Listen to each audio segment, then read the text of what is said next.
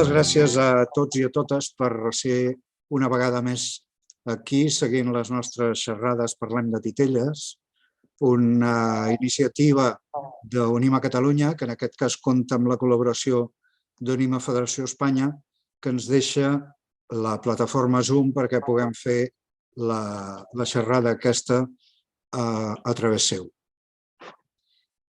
Tenim per segona vegada una dona davant nostra que impartirà aquesta xerrada. Bé, impartirà no, mantindrà aquesta xerrada. Tampoc és que hagi de ser una conferència. Ella explicarà el que pensa sobre el tema i va enviar un guió que ho explicava força bé, com ho veu. Per tant, sense més dilació, dir-vos, això sí, sobretot, mantingueu els micros tancats per evitar interferències, perquè el vídeo es grava a partir de qui està parlant.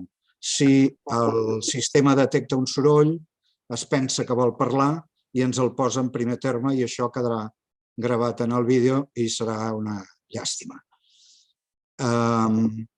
Tenim el xat obert. Si algú en algun moment vol fer una pregunta o un comentari, jo miraré d'estar al cas, o la Glòria, que m'ajudarà també, i si no és molt important en aquell moment, les reservarem pel final de tot. Quan la Mercè hagi acabat, llavors li transferiré les preguntes que hagin sorgit en el xat. D'acord? Doncs són i 10, és l'hora de començar. Us deixo amb la Mercè Framis, a la qual m'imagino que coneixeu tots de sobres. Endavant, Mercè, quan vulguis. Molt bé, doncs bé, abans de... Perdoneu, se'm fa ara tan estrany parlar amb no se sap què. Bé, sí, m'ha xocat. Bé, doncs, quan em van proposar de fer aquesta xerrada, una mica el tema me'l van fer tan obert que em vaig quedar una mica pensant què podia dir jo del teatre d'ombres. Aleshores, vaig pensar, mira, hi ha temes sobre el teatre d'ombres que a mi m'interessen però que no hi acabo d'entrar mai, que és una mica tota aquesta qüestió del misteri de les ombres, la màgia, la fascinació, i vaig pensar, doncs és l'ocasió una mica per investigar una miqueta sobre això. Després, quan m'hi he anat posant, he anat donant voltes i pensava, potser també els interessa saber una mica quina és la meva manera de treballar. No se'm va ocórrer que potser això interessava, com feia les ombres, què feia de les ombres. Bé, al final surten tants fils a l'hora de parlar del teatre d'ombres que he hagut d'anar acotant una miqueta. Aleshores, jo m'he centrat molt en aquest tema que jo proposo en el guió, que sempre és aquesta pregunta que em suscita la paraula o aquesta afirmació que fem sempre del teatre d'ombres com un teatre màgic, que fascina, una mica indagar sobre què signifiquen aquestes paraules, en què estan emparentades, què té a veure amb el teatre d'ombres, què vol dir de fons, no? Una miqueta. Aleshores, reconec que he fet tots els esforços una mica en aquesta direcció, sempre des de la meva perspectiva i dels meus interessos.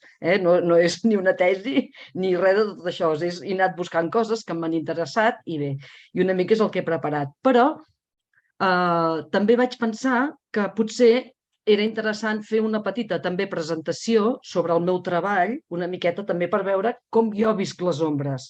I per tant, el que us ensenyaré, ara intentaré obrir aquest PowerPoint que he preparat. Vale. Ai, espera, que se m'han anat massa ràpid. D'acord. Ho veieu bé? Espera, que tinc aquí la finestreta de tots vosaltres i no em veig jo a mi mateixa. Aquí. Es veu molt bé, sí. El veieu, Sí. Molt bé, doncs així començaré per aquesta presentació i una mica a través dels espectacles que he anat fent sí que explicaré una miqueta de quina manera, els materials, la forma com ho he fet, poquet, però sí que aniré explicant. Aleshores, el títol d'aquesta part es titula Pintant llum i aquest pintant llum té a veure amb amb una cosa que un dia jo vaig descobrir mentre estava actuant. Jo quan era més jove pintava molt amb colors, amb pastels. I sempre tenia tendència a pintar llunes i cels i no sé quines, i aquestes coses. I mentre pintava sempre pensava, ostres, m'agradaria pintar amb llum, perquè la qualitat que em donaven els pastels em suggeria aquesta imatge. I bé, allò estava allà. Aleshores, al cap de molts anys, un dia, fent una representació d'ombres, jo que treballo amb el retroprojector i em permeto de poder veure exactament el que faig perquè estic des de fora i per tant veig tota la pantalla del que està succeint, estava a mitja actuació i em va venir aquesta ocurrència de quan era jove de pintar amb llum i vaig pensar, ostres, al final estic pintant amb llum. I bé, em va semblar doncs, que era una manera també de posar títol aquí. Com veieu en aquesta imatge, jo treballo al Teatre d'Ombres i el que més he treballat és amb retroprojector de transparències. Aquí veieu que això és el retroprojector.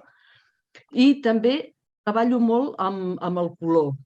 Una mica també m'interessava posar totes aquestes imatges de color perquè després quan jo parli de l'ombra parlaré sobretot del que és l'ombra en negre. I aleshores tenia com una contradicció, pensar, si tot el meu treball és de color i estic parlant aquí només de l'ombra en negre, no? Aleshores he pensat, bé, doncs ja que després ens anirem a tota la qüestió fosca de l'ombra, doncs ensenyo una miqueta el meu treball.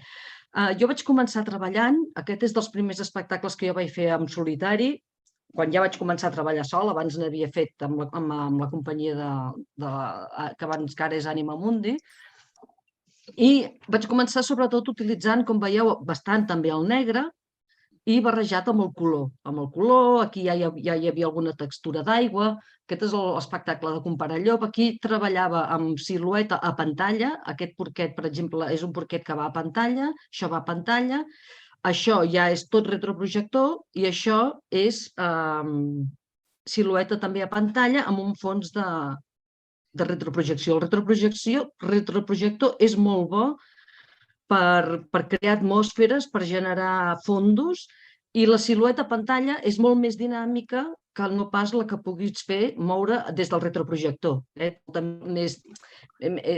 Això, més dinàmica. Aquest és l'espectacle de La lluna en la pruna i aquí per mi va ser una mica una inflexió en el meu treball. És la primera vegada que jo em vaig ficar totalment en l'univers del color i això em va demanar una resolució a nivell tècnic molt diferent del Teatre de les Ombres. Com veieu aquí, per exemple, en aquesta lluna és negra i, com us podeu imaginar, tot això està articulat. De tal manera que amb el negre desapareix tot i ja no es veu res. Què passava amb el color? Que si li ficava filferros se'm desmanegava molt l'estètica. Aleshores aquí jo vaig estar fent tot un treball d'investigació amb les textures del color, amb la manera d'enganxar les siluetes, vaig començar a treballar amb reblons, el que es veia tot el que era articulat quedés integrar-ho dintre de la mateixa estètica de l'espectacle.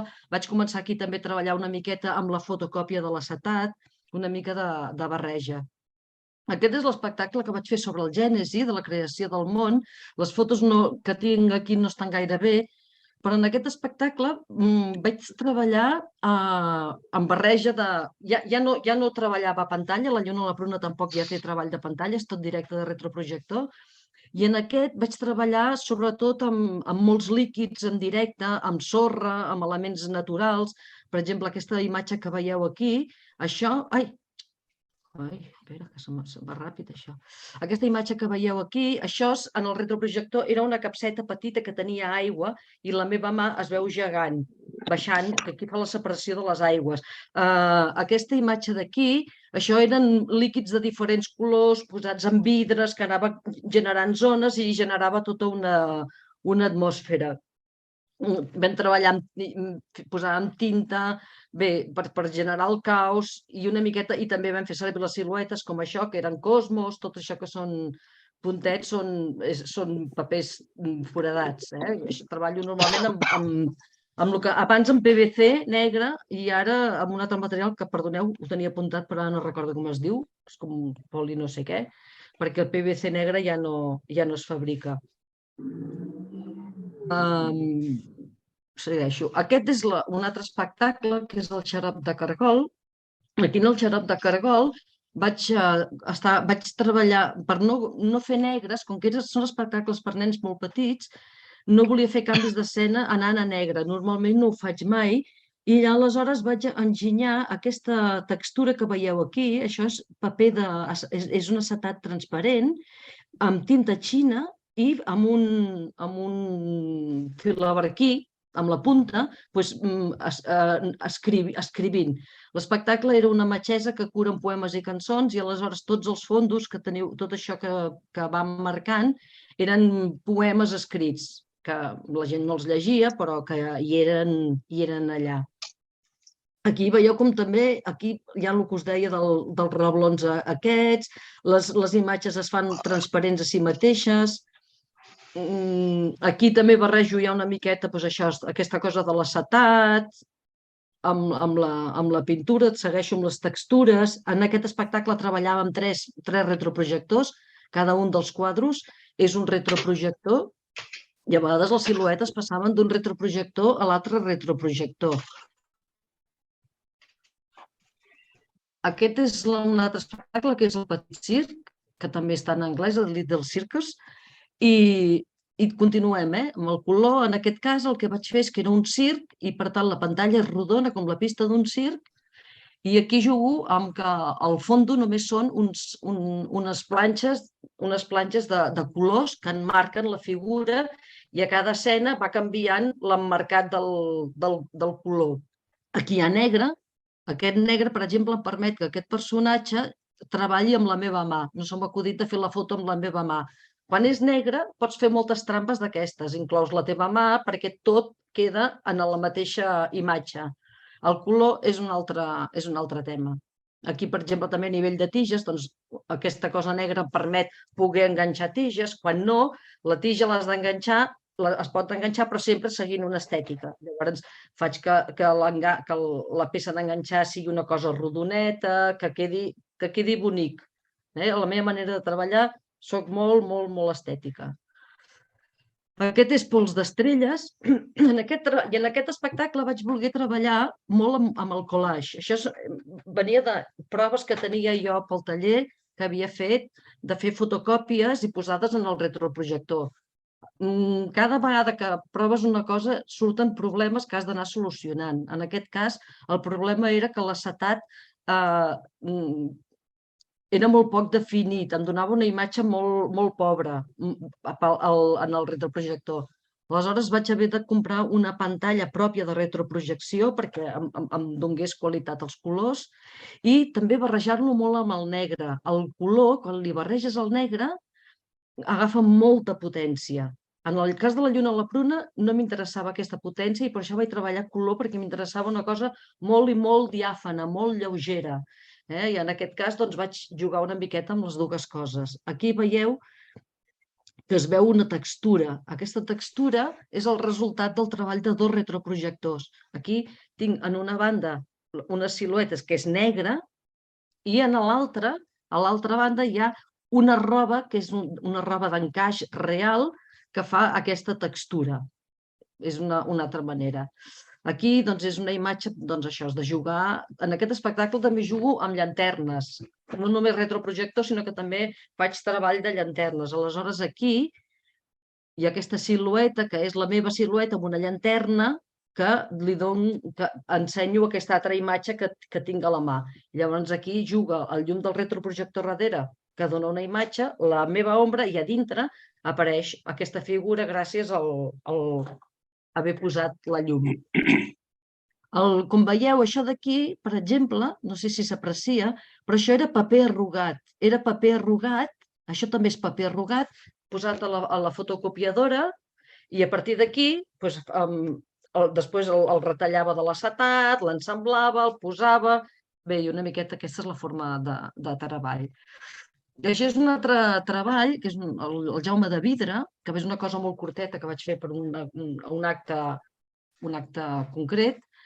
I aquí veieu també el transparent. Aquí, per exemple, aquest personatge que era de vidre i havia de ser transparent, doncs els transparents moltes vegades els jugo amb vernís, envernissant el transparent apareix una textura i li dona certa qualitat en el transparent, perquè si no, queda per mi, en el retroprojector queda una mica pobre.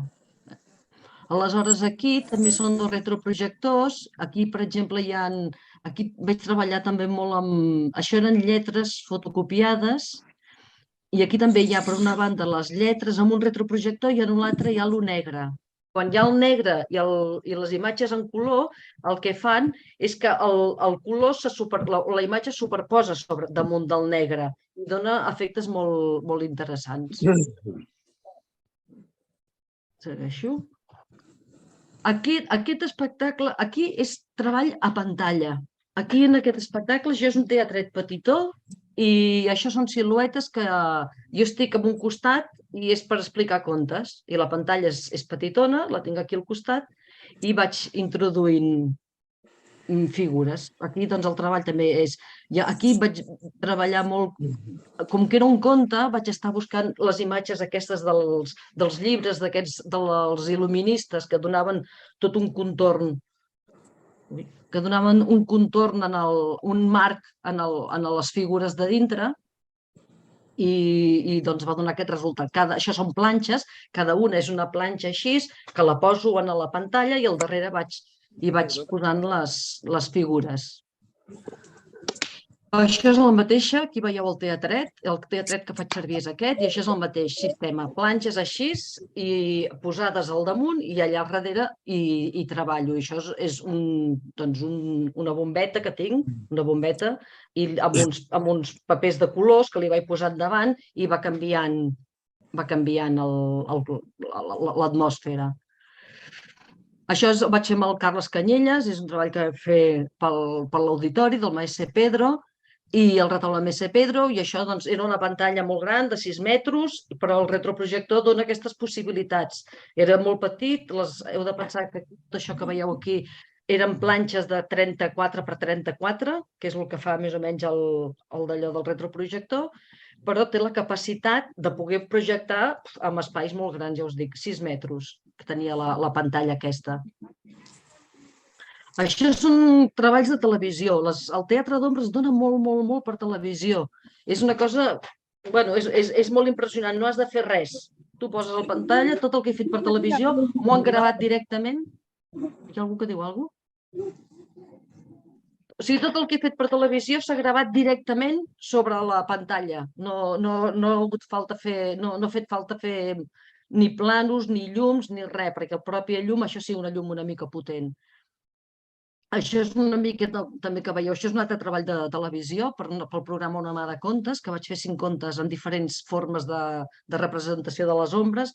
No tinc totes les imatges, però una era amb les mans, una altra era més amb color, una altra era pantalla, aquesta, per exemple, jugava amb la pantalla, i aquesta amb la pantalla i el retroprojector, i això és una miqueta, veieu que aquesta imatge que dona el monitor és ben bé, això també ho dona el monitor, i és el que es veuria en un espectacle d'ombres. Això també és un altre audiovisual, és el mateix. Tot això, jo només tinc les fotos, però de l'audiovisual a les fotos no varia, és molt, molt, molt similar.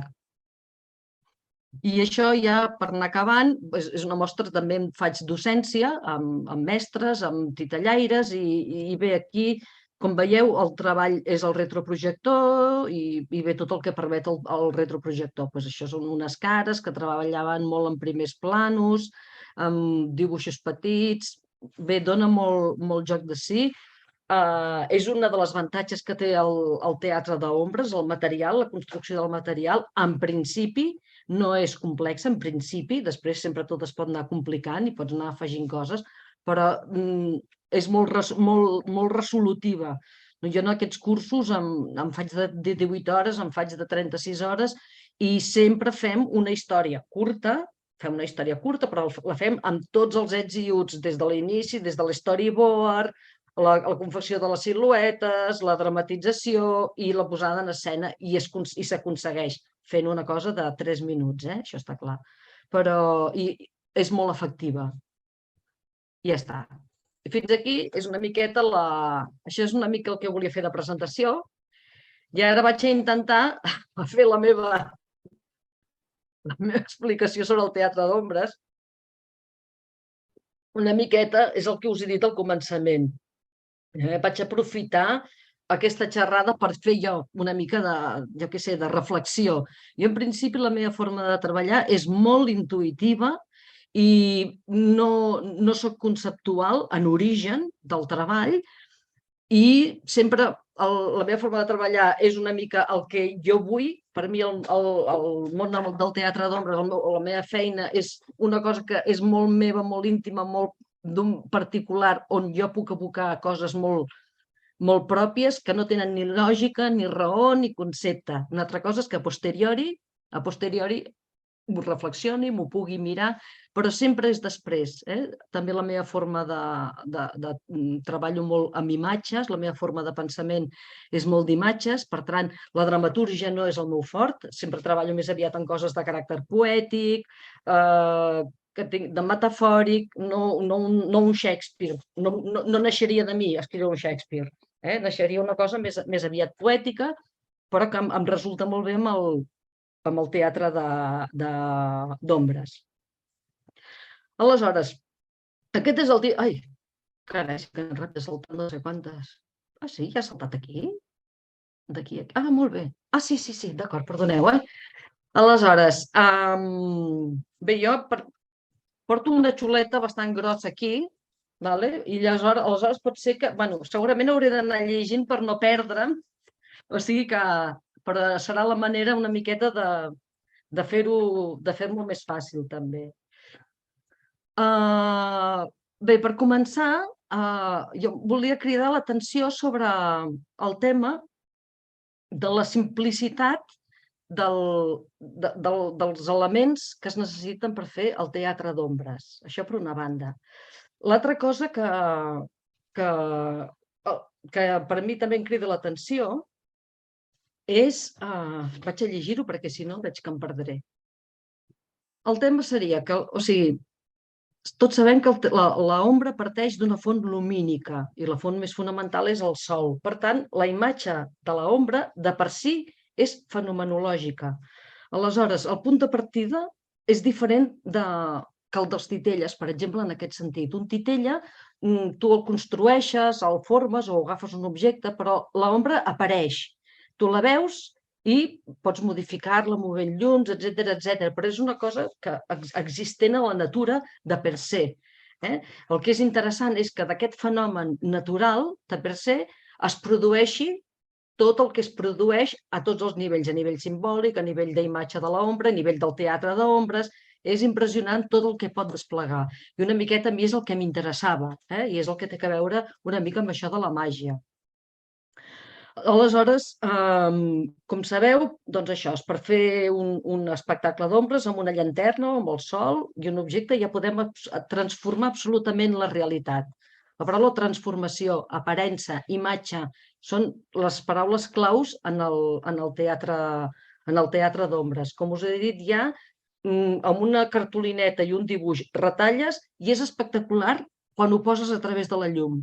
Això és quan faig cursos amb nens, és molt graciós perquè fan uns dibuixos pobres que fan el que poden, però ho poses a la pantalla i agafa una dimensió espectacular. Això és el que a mi em cridava l'atenció. Què és això? Com és que passa això? Òbviament això no ho puc respondre, no ho sé, però sí que he anat trobant coses que anaven siguent familiars amb això. Per això dic un misteri, perquè no hi ha explicació. El Mario Dolci, en el llibre de les ombres arreu del món, em fa molta... Ho he posat aquí perquè fa gràcia, perquè parla d'aquest element tan irrisori i com aquesta cosa d'aquest origen s'ha desplegat tot aquest món de creences, de religions que hi ha darrere el teatre d'ombres, que semblaria allò una bombeta i un no sé què i bum, desplega un univers. Sí, jo crec que fins... Sí, això no cal dir-ho. Aleshores, me'n vaig aquí. Aquesta imatge volia mostrar una mica que... Jo, clar, parlaré una mica d'aquesta dimensió anímica, religiosa, que sembla com transcendent, però la realitat és que el teatre d'ombres, al final, es desplega com qualsevol tipus de teatre. Sí que és cert que hi ha aquest component màgic i tot això, però al final una silueta se li dona vida i es belluga i pot fer qualsevol cosa.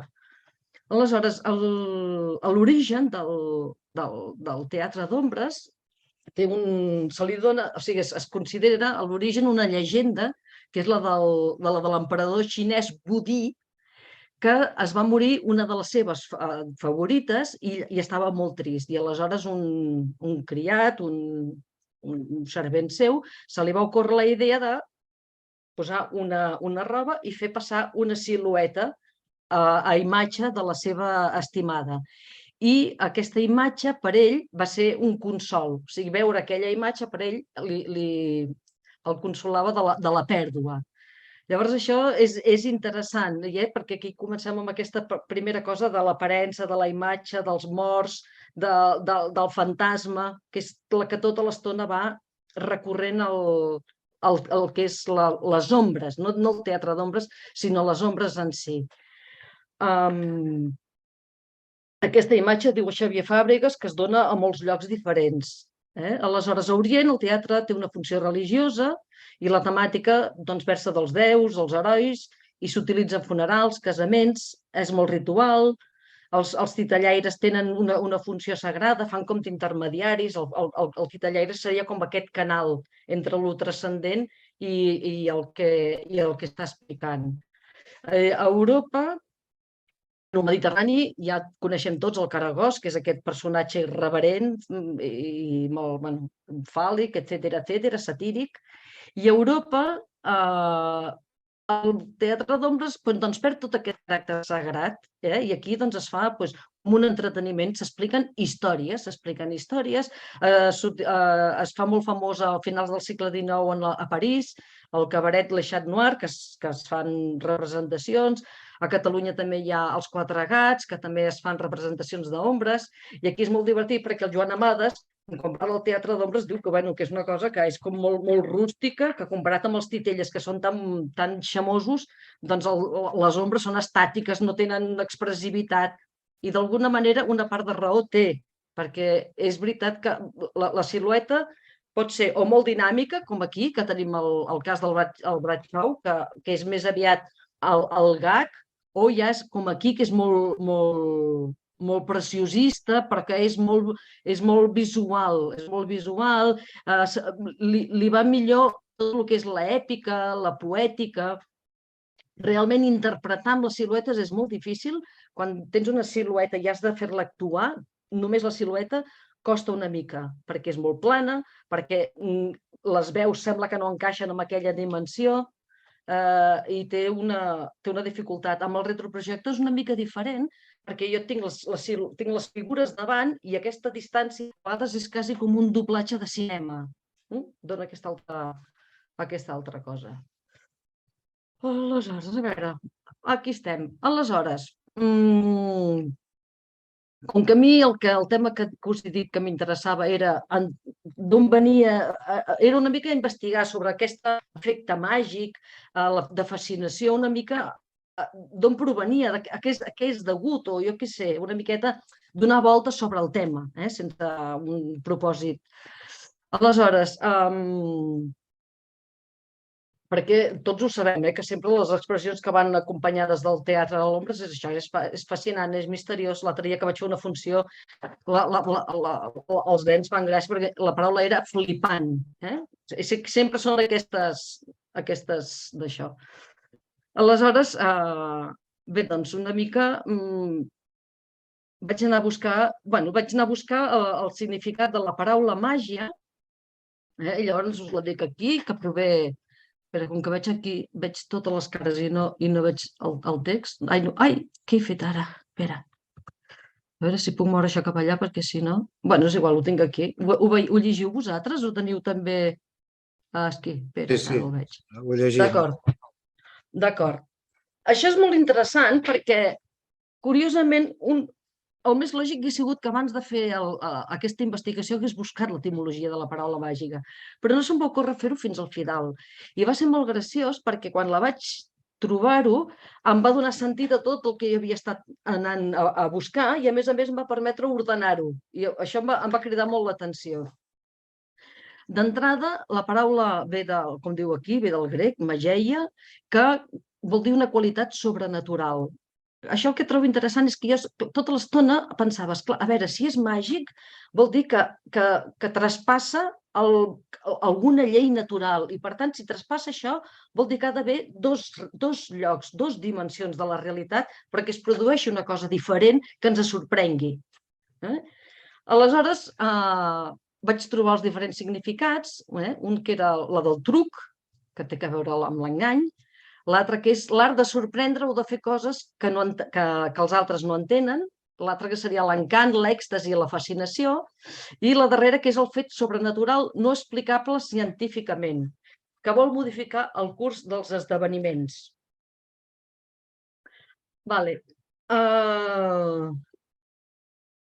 Jo, veient això, de sobte em van aparèixer aquí com 3 dimensions de la percepció de les ombres. I, a més, em van encaixar amb tot el que jo anava trobant. Per una banda, veia que el truc, l'art de sorprendre, tenia a veure amb la matèria física, és l'engany, és jo modifico la matèria de manera que em produeix un efecte, que és pel joc purament amb la matèria. L'encant, èxtasi i fascinació ja em porta a un terreny més anímic, més psíquic, més de dintre. És què em produeix a mi aquesta alteració de la realitat, d'això que està passant, a mi em genera unes coses. I el tercer, que era el fet sobrenatural, aquest em portava ja al que és pròpiament els símbols, que també és una cosa que intentaré molt per sobreexplicar què és, perquè la simbologia és un món infinit i infinitament complicat. Aleshores, el tocarem, l'anomenaré i diré 3 trets dels que als simbolistes els agraden per entendre'ns. Però sí que té a veure, el símbol sempre té que... Sempre estem, sobretot en els 2 darrers, en el psíquic i en el sobrenatural, espiritual, digues-li com vulgui, sempre estem en 2 dimensions de la realitat diferents. Si no, no tenen sentit. Segueixo. Aquí he posat aquesta imatge, truc. Aquí, com podeu veure, veieu aquí que això, hi ha una caixa, que fins i tot es veu aquí, el nom és una caixa de bombons, em sembla, diu cacau. Aquí es veu la cinta d'enganxar, aquí hi ha un Chaperton, aquí hi ha una bandeja de merda, com perdó, i aquí hi ha la imatge resultant d'això. Aleshores, espereu, que ara no sé on estic. Vale.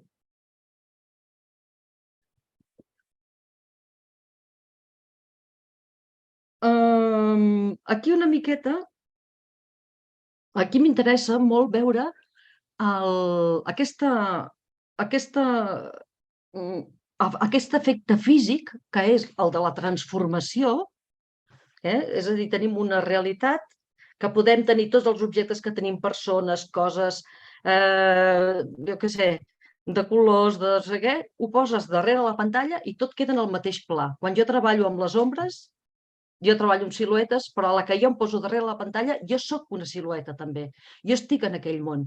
Per tant, el primer que genera aquest fenomen físic, diguem-ne, és un món diferent i, a més, coherent en ell mateix. I genera, i a partir d'aquí, evidentment, tot això ja s'activa. Aquí comença a activar-se la imaginació i el que és la ficció. A veure, què tinc aquí? És això, que al xocar contra la llum dibuixa el contorn, que projecta una imatge bidimensional, que només es deixa veure la silueta i que té a veure amb l'objecte, que és la projecció. Sobretot el que és molt important és que l'objecte canvia de qualitat.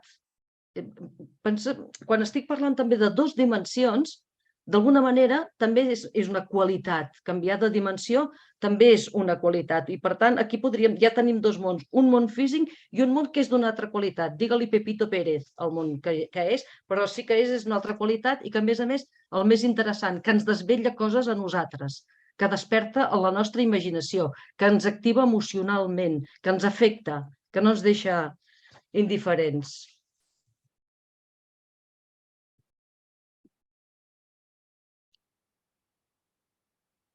Una altra cosa que fa també les ombres, que és la distorsió. Que puguis distorsionar, que es pugui distorsionar la imatge d'una ombra, que canviï de lloc. Tot això li dona, a més, a l'ombra una qualitat d'ent o d'entitat autònoma en el mateix objecte. I això és una cosa que ha anat, a més, que té els seus fruits a l'hora d'activar la imaginació o l'experiència interior de les persones. Quan anem pel carrer i el sol està a dalt o està al darrere o està en un altre lloc, tota la nostra imatge es transforma sense que nosaltres fem res. Tot això activa la imago col·lectiva sobre aquesta autonomia de l'ombra, una cosa que sóc jo, però que no sóc jo i que a sobre fa el que vol. Tot això tots coneixem que ha despertat moltes històries. Aleshores, aquí he posat aquesta imatge perquè a mi sempre m'ha fet molta gràcia, aquesta foto que és molt coneguda i que corre per les xarxes, però em fa molta gràcia perquè la veig realment una descripció, una metàfora molt bona del que és el teatre d'ombres. I és aquesta capacitat de projecció. Per una banda, aquí, clar, aquesta imatge no és això, però sí que és el que un s'imagina, tot el que desplega. Aleshores, jo aquí això ho he encabit dins del que seria aquesta segona definició de la paraula de màgia, que és l'encant, èxtasi, fascinació, i la ubico, entre cometes, perquè tot això són formes d'ordenar les coses, dins del que seria la dimensió psíquica. Si l'altra era la dimensió psíquica del fenomen, aquí és de quina manera aquesta dimensió física del fenomen afecta a la dimensió psíquica, anímica, interior, imaginària, digues-li com vulgui. Aleshores, bé, aquí que tots ho sabem, però bé, he posat aquí una miqueta la definició de Jung, que fa servir molt el tema de la projecció.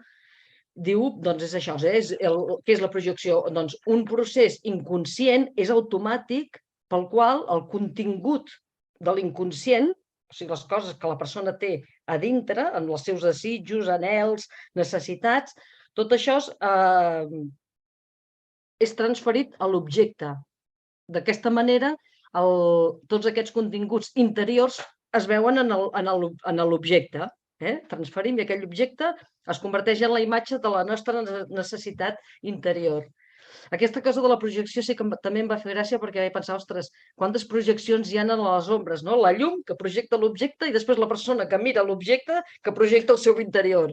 És a dir, quantes coses es produeixen en aquesta pantalla, s'estan produint aquí, a nivell no sé què, anímic, digue-li no sé com.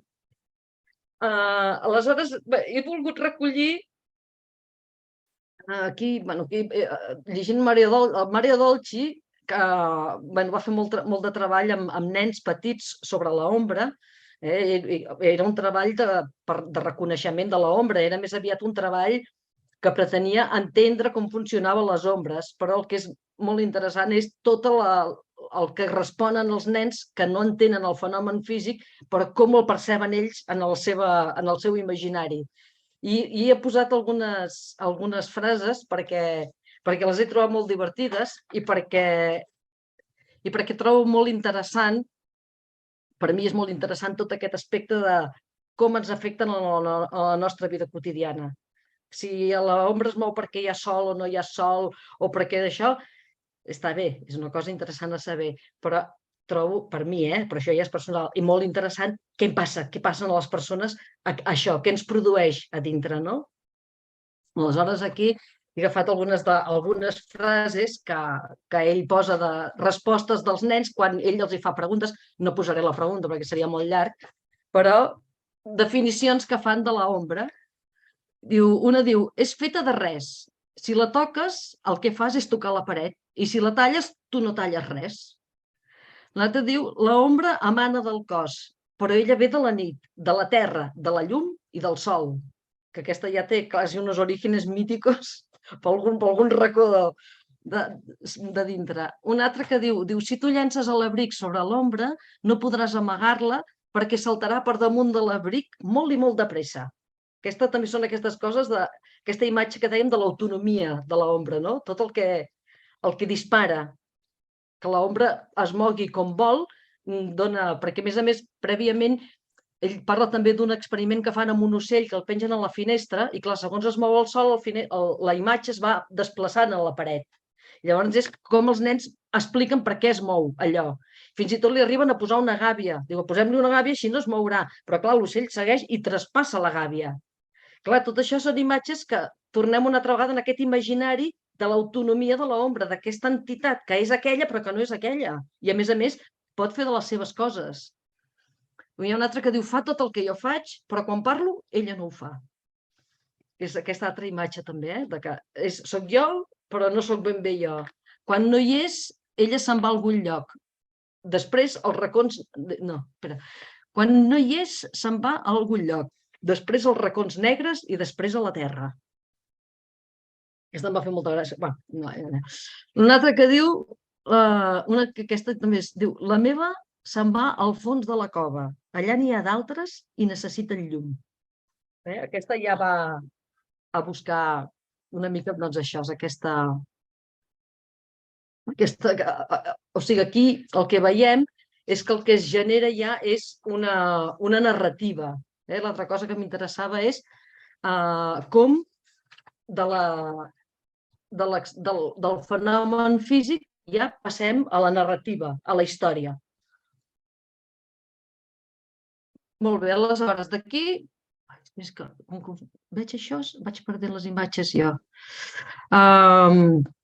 D'aquí he volgut anar a passar una miqueta a la imatge, a la imago que tenim de l'ombra, la imatge col·lectiva.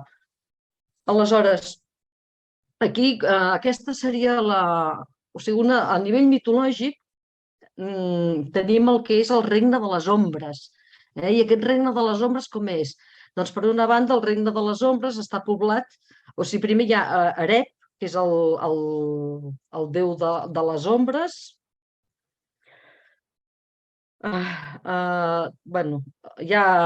Pròpiament hi ha Hades que tots coneixem, que és el rei dels morts, i aquest que és el rei que regna a l'inframón, i l'inframón és justament aquest regne de les ombres. Arep és la foscor, les ombres, sortida directament del caos, representa la part fosca del món que es troba sota terra i s'uneix a la seva germana Nix, a la nit, que és aquesta, i engendren l'èter i Èmera, que és interessant perquè és la part contrària. Èter és el ser superior i Èmera el dia, però no entrarem ara en aquests oposats, però tot això seria molt interessant. Aquí tenim el Tànatos i Himnos, que són fills de la nit i Arep, que són germans, però que tenen aquests dos fills que són bessons, el somni i la mort. També hi ha alguns llocs diuen que Nix queda prenyada ella sola. Això hi ha moltes divinitats que els hi passa, que elles soles engendren, sense apareamiento, diguem-ne. Bé, tot això és una mica, ja va indicant aquest empartament de les ombres amb la mort, amb lo fosc. Aquí, aquesta l'he posat perquè és tan coneguda que no posar-la seria com un pecat.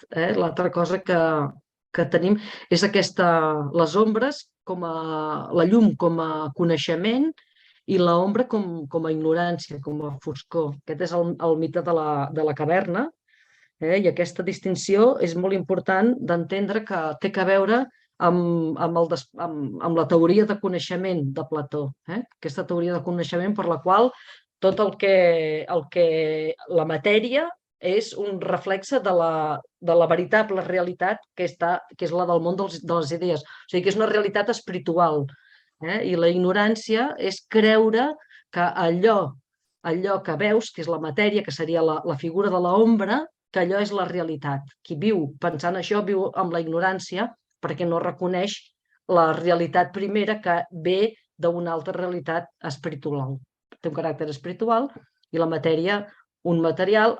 Aquesta idea a Europa, a Occident, és molt recurrent i va seguint al llarg dels segles, marca molt tot el que és el pensament medieval, tota la idea de l'època medieval que té a veure amb el món, la matèria, com un llibre per poder llegir a Déu. És a dir, la matèria és la que ens porta a conèixer Déu. A Déu mai s'hi arriba directament, per Plató tampoc, hi ha un ascens de coneixement i comença sempre per la matèria i vas pujant de nivells fins que arribes a veure aquesta realitat superior. En el cas de Plató serien les idees, en el cas del cristianisme seria Déu. L'altre lloc on l'ombra té un paper molt important, que s'utilitza molt, és el cinema expressionista. El cinema expressionista juga molt amb la psique, amb aquesta afectació de l'ombra sobre la psique de la persona. El Xavier Fàbregas parla de la insinuació. Quan parla del cinema expressionista, diu que la utilització de l'ombra en el cinema expressionista parla de la força narrativa de la insinuació per contra de la imatge explícita. S'utilitza molt en el cinema d'aquesta manera, com a cosa que insinua. Aleshores, no diré moltes coses més. Sí que, a veure, les ombres, quin paper tenen? Doncs això, l'aparença, la manifestació d'una realitat que s'oculta, que no té existència substancial, el món, els morts, els esperits, els fantasmes. Aquí veiem aquesta imatge d'una pel·lícula de Dreyer, aquesta noia dormint, i aquí que es veu la guadanya, l'ombra de la guadanya. I ja està posant-nos en context de la imatge de la mort que l'amenaça. També les ombres tenien a veure amb els morts, que també es creia que els morts les ombres eren morts que venien tornaven a la vida dels vius, ja fos com en forma d'amenaça, com per portar missatges del més enllà. L'altra és la del doble, que ja n'hem parlat. Aquesta qualitat que té d'immaterial, d'aparença,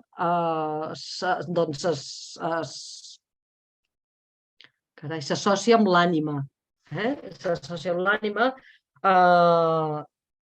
i també s'associa en aquesta figura del doble, que jo no l'he vist l'espectacle del Toni Rombau, però crec que ell hi tracta molt sobre aquesta imatge del doble.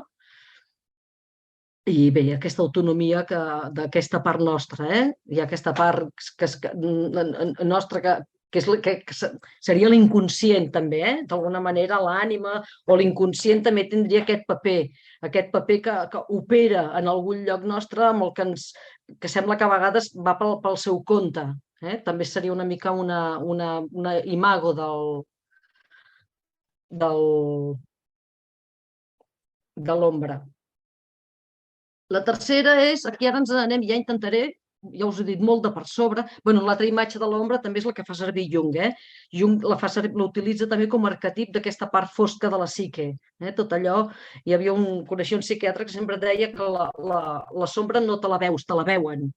És tot allò de nosaltres que no volem, que tenim en algun lloc i que projectem a fora. També diu Jung que per conèixer la teva ombra el que has de veure és com t'afecten les coses negatives que et venen de fora. Diu, si t'està afectant molt allò, és que hi ha alguna de tu que tu no estàs assumint i que està allà, en aquell saquet. Però això és una altra història. Bé, aquí anem a la part del símbol, que ja he dit que és molt complicada. Aleshores, començaré per fer una diferenciació. Els estudiosos de la simbologia sempre s'enfaden molt per l'ús que es fa del símbol i tenen molt interès en diferenciar l'al·legoria del símbol. Fins i tot Jung diu que Freud utilitza el símbol de manera impròpia, diu que l'utilitza com una al·legoria. Llavors, la diferència, explicat d'una manera molt senzilla, perquè seria que la relació horitzontal i vertical, per dir d'una manera. O sigui, l'al·legoria és l'aproximació entre dues realitats que són diferents, però que tenen una mateixa realitat sensible, per la qual pot substituir una per l'altra. El símbol, en canvi, el símbol, a veure, diu que té una relació vertical i és l'expressió d'una realitat intel·ligible per mitjà del món de l'objecte sensible. Com veieu aquí, tornem a estar una altra vegada amb aquesta concepció platònica de la realitat, d'aquests dos nivells, platònica i espiritual. Hi ha dos nivells a la realitat, que un és espiritual i l'altre és la matèria. Després, com es relacionen, aquí ja apareixen moltes religions i formes, etc. En Plató és molt separada, en el cristianisme ho és menys del que ens pensem moltes vegades, perquè hi ha la figura, com veiem aquí, hi ha la figura de Jesucrist. Això és la forma de la mandorla. La mandorla també se li diu l'espai sagrat. L'espai sagrat és on Victoria Cirlot, que és una estudiosa de la matèria, de la simbologia i sobretot de la visió interior, ha estudiat molt les visions dels místics, dels surrealistes, que té un llibre molt interessant que es diu La visión abierta, i ella diu el símbol es produeix aquí, en aquesta intersecció entre una dimensió de la realitat i una altra dimensió de la realitat. Aleshores, aquí veiem la figura de Crist, i en el cristianisme, clar, aquesta seria ben bé, és un símbol, o sigui, es posa aquí dintre perquè és ben bé la imatge, el Crist seria la imatge entre el Déu i el que és la persona. Es fonen i apareix això. També la persona és símbol de per se, és com el símbol per antonomàsia. Hi ha una frase de Corbin que diu: contra la desafortunada confusión entre símbolo y alegoría, la alegoría es una representación más o menos artificial de generalidades y abstracciones perfectamente cognoscibles y expresables por otras vías. Això vol dir que el símbol, el que fa el símbol, a diferència de l'al·legoria, és pronunciar una realitat incognoscible, invisible, una cosa que... Bé, això és. Vaig a fer una imatge que serà el més fàcil. Mireu, un altre estudiador del tema, el Raimon Arola, professor de la Universitat de Belles Arts, va dir: el símbol és això. Què vol dir això?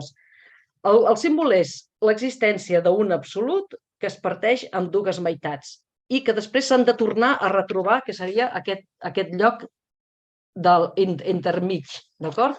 I aleshores, però aquestes dues realitats només tenen una sola cosa que els hi encaixi. Bé, però no entro aquí, perquè ja dic, tot això és complexa. La parella del símbol l'explicaria Jung. Aquí he intentat fer una miqueta l'estructura de la psique, segons Jung. El símbol té a veure amb l'absolut o la totalitat, que se separen i després es tornen a reunir, però ja traspassada per la persona, diguem-ne. L'home és el lloc on es genera els símbols. L'home és l'únic... és l'ésser que genera el símbol i, a més, la generació del símbol sempre és la creació d'una realitat nova, però aquí tampoc entraré. Però sí entendre que si Jung pot parlar d'això és perquè ell té una concepció de la persona que és de la totalitat. Hi ha la part, diguem-ne, externa, hi ha l'inconscient, que és el personal, l'inconscient personal, però després hi ha l'inconscient col·lectiu. Aleshores, la persona sempre remet a la seva totalitat, que és el self, busca la seva totalitat, i en aquesta recerca es desplega la psique com d'una manera dinàmica, pels contraris. L'inconscient sempre faria la contrapart de la consciència. La consciència opera perquè opera de cara al món, per sortir-se'n en el món. I l'inconscient li fa la part contrària, és com un reclam. Quan s'ajunten aquestes dues parts en l'interior, quan la persona aconsegueix un diàleg entre allò que li ve de l'inconscient, que se li fa molt molest perquè no li permet viure en el món, quan aconsegueix que allò no se li faci molest, quan aconsegueix portar-ho, és quan es produeix el símbol. Sempre ve d'una energia interior que no té imatge i apareix a través per la projecció d'una imatge exterior que té a veure amb aquesta energia interior. Bé, no ho vaig a complicar-ho més. Aquí he posat aquesta imatge perquè després de tanta intersecció vaig pensar que em va venir com que la pantalla d'ombres podia ser aquesta mandorla, aquell lloc d'intersecció entre aquestes polaritats de la llum i la foscor, i apareix aquesta imatge creada de nou. Aleshores, volia mirar una miqueta, he estat buscant una miqueta la simbologia de la llum i de l'ombra, tenint en compte que la llum en el teatre d'ombres és substancial. O sigui, la llum no serveix per il·luminar la silueta, sinó que sense la llum no hi ha silueta. Per tant, és quasi un element metafísic del teatre d'ombres. Aleshores, he posat aquesta imatge perquè he pensat, ja que parlo tant de sombres i jo treballo en color, la veritat és que se'm va fer una mica de... Vaig tenir una certa crisi perquè vaig pensar, ostres, només faig que parlar de l'ombra negra, i jo en realitat estic treballant el color. I aleshores vaig anar a buscar, se'm va ocórrer buscar els vitralls. Vaig pensar que el vitrall és el que més s'assembla a les ombres. Aquesta imatge és una imatge molt bonica, és molt interessant. Això és la Seu de Mallorca, que hi ha 2 cops a l'any, per la Candelera i per Sant Martí, que el rosetó del davant d'aquest es projecta a sota d'aquest rosetó. Espera, que no ho estic fent amb el dit. Això és la imatge projectada d'un rosetó que està davant. Hi ha 2 dies a l'any on aquest rosetó figura aquesta imatge del buit. El buit és la forma de l'infinit. Té també un caràcter simbòlic. Aleshores, parlaré una miqueta de la llum com a símbol, perquè no l'hem tractat, però a veure, d'entrada la llum sempre simbolitza, és la natura mateixa de la divinitat. Amb això ho trobo interessant, perquè també existeix la llum del dia, la llum de la nit, que van seguides, però la realitat és que aquesta llum del teatre d'ombres no té a veure amb el dia i la nit, perquè és una llum que crea, és una llum originària. Per tant, no té a veure amb la llum del dia, té a veure amb la llum metafísica. Aleshores, la llum simbolitza la divinitat. Aleshores, he estat buscant en el diccionari del Jean Chevalier i us llegiré algunes de les definicions, que n'hi ha moltíssimes, però aquí n'hi havia una que trobava interessant, que era de la Càbala. Deia la radiació de la llum d'un punt primordial engendra l'extensió. L'extensió, suposo que aquí es refereix a l'extensió com en filosofia, la res extensa, que és la matèria. Després també diu la Fiat Lux del Gènesi, es faci la llum del Gènesi, fan l'ordenació del caos. A veure, què tindríem per aquí? L'altra cosa que també és interessant és tot el que hi ha darrere darrere dels vitralls. La imatge del vitrall té a veure amb la idea de la llum en el temple de l'època medieval, del gòtic. Com veieu, això és una imatge, és una catedral gòtica. L'obsessió del gòtic era que Déu era llum i com fer entrar aquesta llum a dintre de l'església. Aleshores, una de les coses que fan, a part d'obrir espais, són aquests rosetons que tenen color. Hi ha una teologia molt interessant, que no sé si us la sabré explicar, perquè té la seva enjundia, la cosa. El tema és, Déu és llum, tots els éssers, tots, absolutament tots, reben aquesta llum de Déu i, per tant, tots contenen aquesta llum de Déu en la mesura que tenen la capacitat de contenir-la i, a la vegada, en la mesura que poden estimar, revelen aquesta llum i la retornen una altra vegada cap a Déu. Bé, és una cosa complicada. Llavors hi ha tota una història de les pedres precioses que recullen, que tenen el color perquè recullen aquesta llum divina, etc. Bé, llavors, de l'ombra jo crec que ja hem dit prou coses.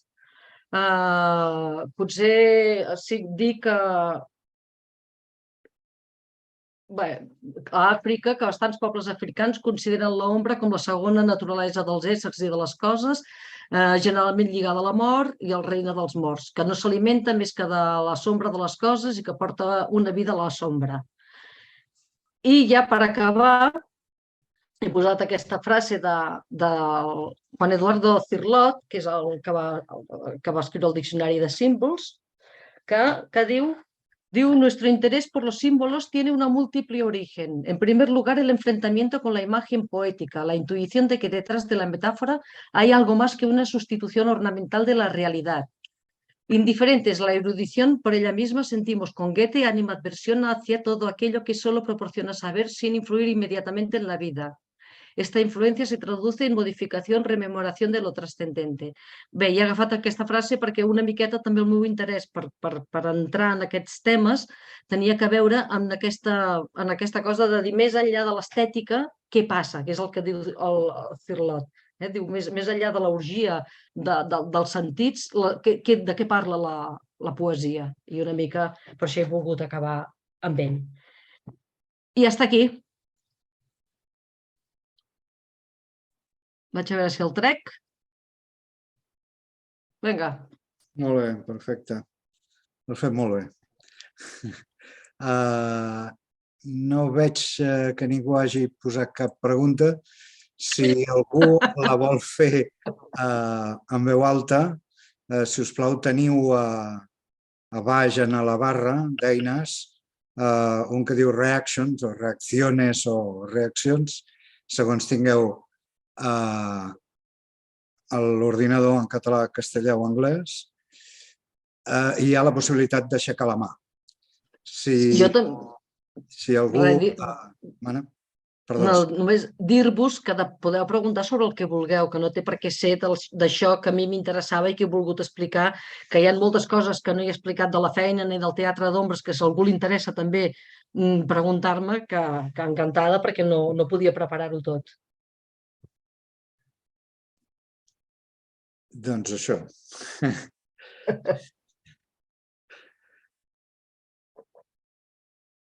Em sembla que has fet una repassada prou llarga sobre des de l'origen fins a tota la part filosòfica i espiritual del teatre d'ombres.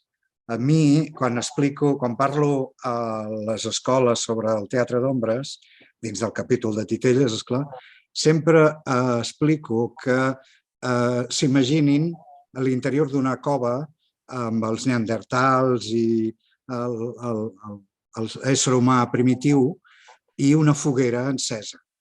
La primera cosa que sorgeix després de la llum és l'ombra. Per tant, hem de suposar que la primera imatge fantàstica que l'ésser humà va veure va ser l'ombra, segurament d'ell mateix, i que a partir d'aquí neix l'art de la representació, perquè un, quan veu l'ombra, un cop s'ha quedat astorat en veure-la per primera vegada i entén que allò té un moviment que genera ell mateix, és començar-se a moure perquè es mogui també l'ombra. I aquest efecte màgic, fantàstic, el portem des d'allò que diuen des de la part més antiga de la humanitat. Per tant, veure com el teatre d'ombres sorgeix d'aquella foscor, d'aquella primigènia de les civilitzacions i com s'utilitza ara d'aquesta manera poètica, creativa, narrativa, fantàstica. Em sembla un viatge espectacular. És a dir, si alguna tècnica del teatre de titelles ha evolucionat més, tot i la seva simplicitat, penso que és efectivament el teatre d'ombres. Bé, hi ha una cosa interessant també d'això que dius. Ha evolucionat perquè ha evolucionat les fonts de llum. Això també és molt interessant, com cada font de llum dona una atmosfera diferent en les ombres. Ja en el llibre aquest de les ombres arreu del món, hi ha un senyor que parla de la llum de la llàntia, no? Diu, és que la llàntia, quan es belluga, fa que les siluetes també es belluguin. I tot allò dona una altra dimensió. Estàs ja en un altre lloc. És molt diferent, per exemple, de la imatge del retroprojector. En aquest sentit, el retroprojector és llum directa, és a lo bèstia, allà ja treballes d'una altra manera, són els elements allà els que poden produir. Però en el cas d'una espelma és el mateix, dona aquest misteri. O sigui que realment, segons va evolucionant la llum, va canviant. Per exemple, avui en dia els LEDs, no? El LED defineix molt la imatge i, per tant, pots jugar d'una manera amb les ombres molt definida, molt nítida, creant quasi bé una realitat que ni tan sols es deforma, no? O sigui que és curiós perquè l'objecte primer és molt simple, llum, i la llum la tenim, no ens cal res, el sol ja hi és. Però només que la font de llum vagi evolucionant, es transforma el teatre d'ombres de la pantalla amb les siluetes al damunt. Quan va haver l'època de les diapositives, que la gent treballava amb diapositives, quan va aparèixer el retroprojector, que li podies posar coses allà a sobre, que pots posar elements, aigua, i pots projectar-ho. Clar, tot això va canviant la dimensió. Això i l'altre, el de l'evolució de les pantalles. És a dir, des de la roba sense tensar al que hem arribat ara amb materials sintètics que són perfectes, que no deixen una arruga, en fi, tota aquesta variació de materials, com la llum, dius tu, però també hi ha aquest factor que està entremig entre la llum i el públic, també té una evolució i, per tant, també marca el fruit del teu treball. Sí. I té molt a veure també amb l'atmosfera que dèiem. Jo crec que l'atmosfera és molt important per crear aquesta realitat particular. És una realitat que no és la mateixa de la quotidiana. O sigui, jo crec que en les ombres la ficció és molt potent, perquè ja te'n vas de seguida en un altre lloc. És que no et cal ni la imaginació gairebé, perquè el propi element t'ho porta, no cal fer gaires esforços. És el terreny de la ficció. Molt bé. En fi, no sé, algú vol afegir-hi alguna cosa? Ens agradaria saber com ho heu vist i què us ha semblat la xerrada de la Mercè i si us ha quedat algun dubte. Si algú té alguna cosa a dir, que posi el micro i posi veu. Sí, compartiu una miqueta com heu viscut, què us ha semblat, no sé, una mica de feedback, a veure què us ha suggerit. Endavant, sou gent tímida. Si teníeu necessitats d'altres coses, probablement hi havia molts altres aspectes a parlar-ne, molts, però no hi cabia tot. En absolut. No, està molt bé. Mira, hi ha una mà que s'aixeca. Sí, espera't, no ho sé fer massa bé, això, ara. És que no sé què he de fer ara. Levantar-la. Et veiem i et sentim. Res, només dir que... Em sentiu? Sí. No, que a veure, desconeixia molt de la part de l'ombra, vull dir, perquè clar, l'ombra la veia com molt en blanc i negre, com tu has dit, Mercè, i clar, evidentment, sí que havia vist coses amb treballs, amb color. El que passa que és un univers que tu l'has vinculat molt bé amb tota una història, amb tot un passat, amb totes unes mitologies, amb tots uns... Bueno, que ho he trobat molt interessant. Llavors, curiosament, vaig estar en un taller de llum, des d'una vessant de dramaturgia, per titelles, al Pepi Otal. I clar, tu ara has vingut a parlar-nos de la llum, però des d'un altre cantó, per dir d'alguna manera. I ho he trobat molt interessant i molt complementari, per dir alguna cosa. Que bé, que molt bé, que et felicito per la xerrada. Això que dius, clar, jo quan tenia que parlar d'això, quan vaig voler parlar d'això, vaig pensar, a mi passa una cosa, hi ha coses que m'interessen més que d'altres. Aleshores, per mi, tot el fenomen físic de la llum, com funciona, sense que no m'interessi, perquè m'interessa, però no em motiva com tota aquesta altra part simbòlica. I aleshores, com que ja tinc una edat i un temps que em queda, ja fa temps que vaig decidir que no preguntaria més enllà del que no puc abastar i m'enfocaria al que m'interessava. I per això també una miqueta aquesta... També per què anar en aquesta direcció i no ampliar. Clar, també quan anava escrivint pensava, ostres, però no estàs explicant això. Crec que per fer una bona explicació, clar, s'hauria de complementar molt més, no? Tot el físic, què serveix, el per què. Clar, aquí es pot anar reflexionant fins a molt enllà. Però, bueno, ha sigut sobretot això, anar cap al que m'interessava i anar en aquesta... Això. Molt bé. No, es porta molt bé perquè, clar, parlar d'ombres sempre seria molt més fàcil si tinguessis al davant teu la pantalleta, el llum, i ens ho poguessis explicar d'una manera visual, oi? Haver-ho d'explicar oralment el que és, encara que hagis posat aquestes imatges per exemplificar, és d'una gran dificultat. Per tant, considero que te n'has sortit molt bé de la xerrada, que no significa més que un profund coneixement del material del qual tu parles. Hi ha una cosa també d'això que dius, que una de les coses que...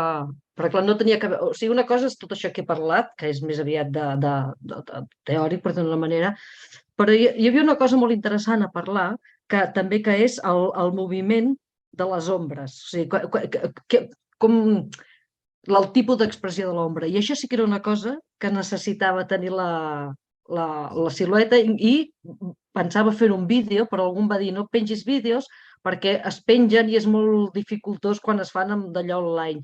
Jo vaig desestimar, però tampoc m'hi hagués cabut.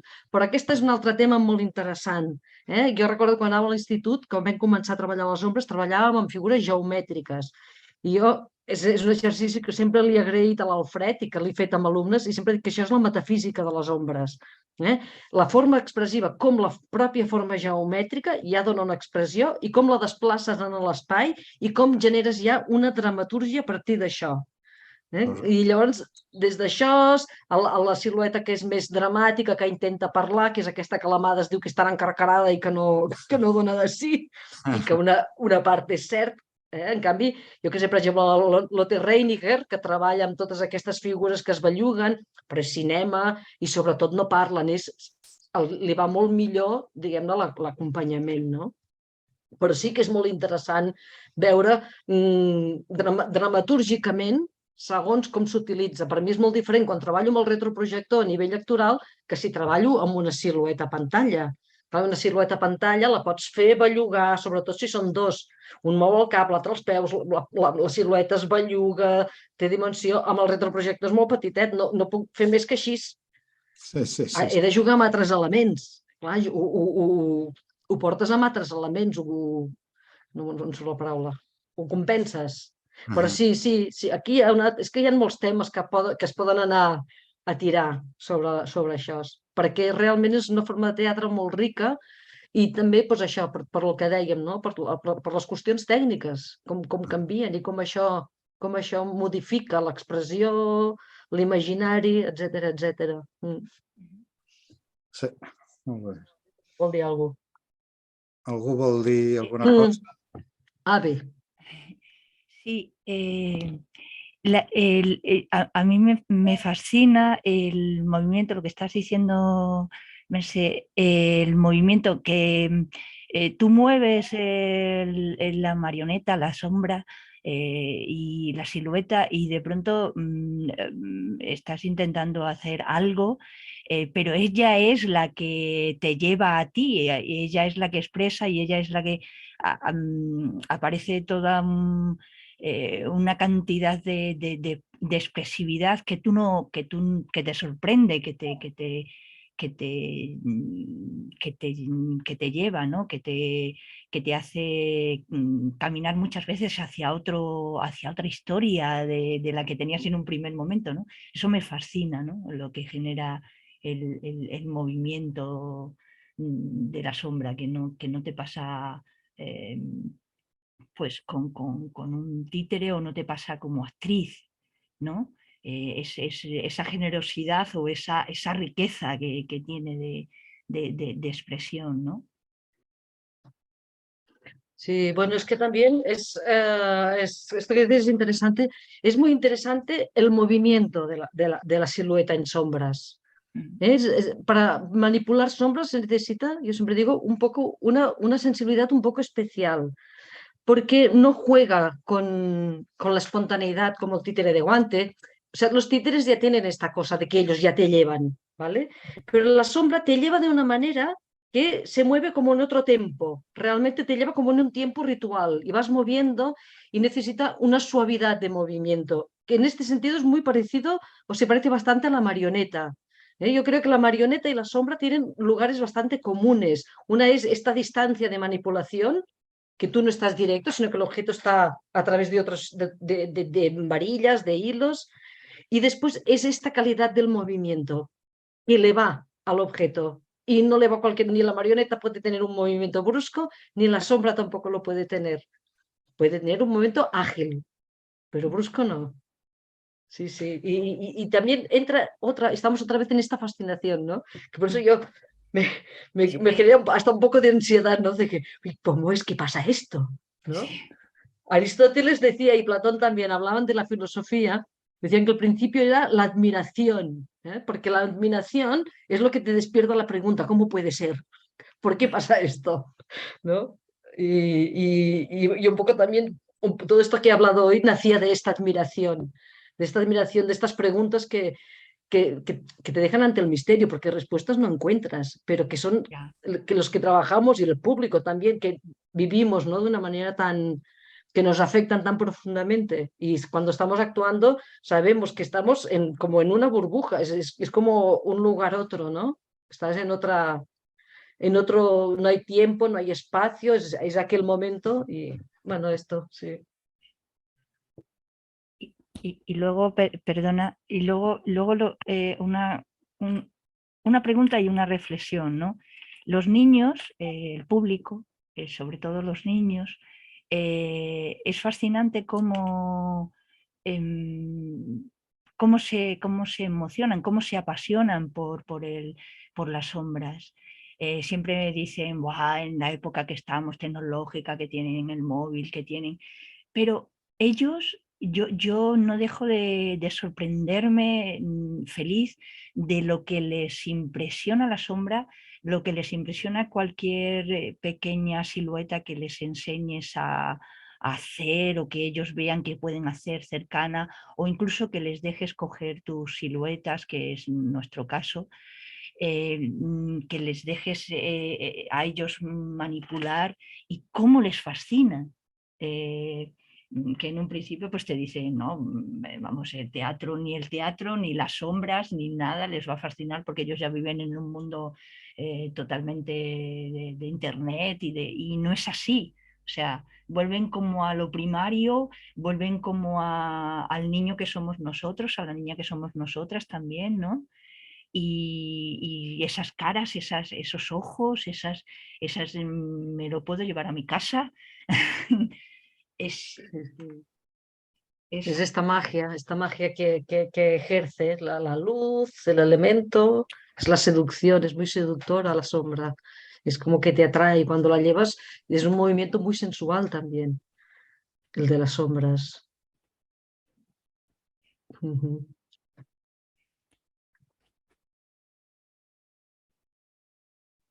Bueno, doncs estem arribant a l'hora de plegar per anar a sopar.